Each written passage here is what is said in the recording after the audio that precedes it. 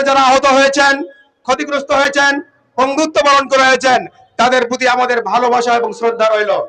সম্মানিত ঢাকাবাসী, উপস্থিত জনতা, আজকে পিআর পদ্ধতি নিয়ে আন্দোলন হচ্ছে, এই বিষয়টি ইতিমধ্যে বাংলাদেশের মানুষের কাছে স্পষ্ট হয়েছে। আজকে এই পিআর পদ্ধতি বাংলাদেশে নতুন হলেও সারা বিশ্বে এই পদ্ধতি নতুন পদ্ধতি নয়। আপনারা লক্ষ্য করেছেন, পেপার পত্রিকায় দেখেছেন, এই পৃথিবীর মধ্যে 170টি গণতান্ত্রিক রাষ্ট্র রয়েছে।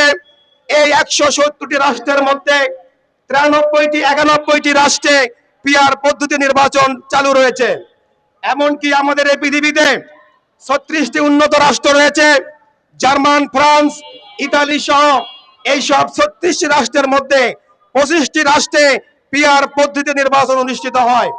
এছাড়া আপনি লক্ষ্য করবেন, এই দুনিয়ার সবচেয়ে ক্ষমতাধর এবং উন্নত রাষ্ট্র আমেরিকার 50টি রাজ্যের মধ্যে অধিকাংশ রাজ্যে পিআর পদ্ধতি চালু রয়েছে।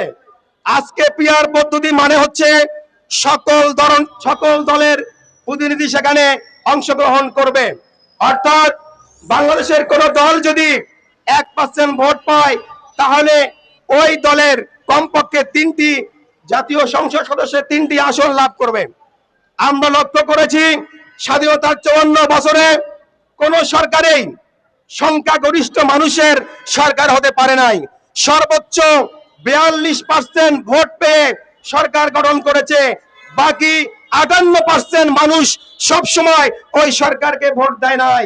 তাহলে লক্ষ্য করা যায়, বিগত দিনে কোন সরকারেই সংখ্যাগরিষ্ঠ মানুষের সরকার ছিল না। এই পিআর পদ্ধতিতে একটা দল, একটা গোষ্ঠী এককভাবে ক্ষমতায় আসতে পারার সম্ভাবনা খুবই কম।